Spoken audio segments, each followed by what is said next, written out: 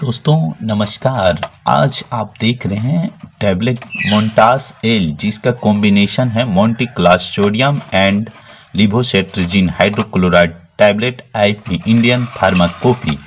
तो आप medicine information free advice में आपका स्वागत है। तो दोस्तों मोन्टास एल इसका इस्तेमाल कब करनी चाहिए और क्यों करनी चाहिए, इसके विषय में आज पूरा मैं रिव्यू देने जा रहा हूँ। तो यह जो है एलर्जी या सांस लेने में तकलीफ परेशानी में इलाज के इस्तेमाल किया जाता है। यानी कि एलर्जी से परेशान है, सांस लेने में तकलीफ है, तो उसे इलाज के लिए इसे इस्तेमाल किया जाता है।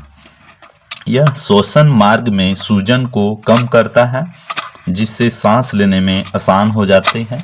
जैसे साफ शब्दों में कहना चाहता हूँ तो श्वसन मार्ग में सूजन यानी कि आपको जो है निमोनिया जैसी तकलीफ़ें दिखाई देती है किसी भी मानव शरीर को, तो यह एडल्ट पेशेंट के लिए इसे इस्तेमाल किया जाता है, जो कि उसमें सूजन हो जाती है, जिससे सांस जो है लेने में उन्हें काफ़ी परेशानी का सामना करना पड़ता है और उसे सांस लेने में जो है हांफने जैसी समस्या देखने को मिलने लगती है, जो कि तेज गति से सांस लेने लगता है। इससे जो है वह श्वसन में वह सूजन होने के कारण से वह सांस सही से नहीं ले पाते हैं।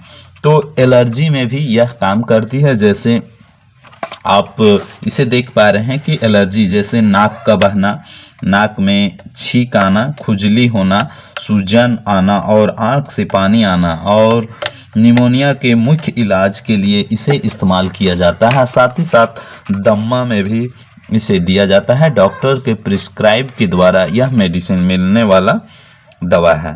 तो जब भी आप इसे लें तो बिना डॉक्टर की सलाह से ना लें, नज़दीकी डॉक्टर या एक डॉक्टर फिजिशियन से ही संपर्क करने के बाद ही आप इस दवा का इस्तेमाल कर पाएंगे।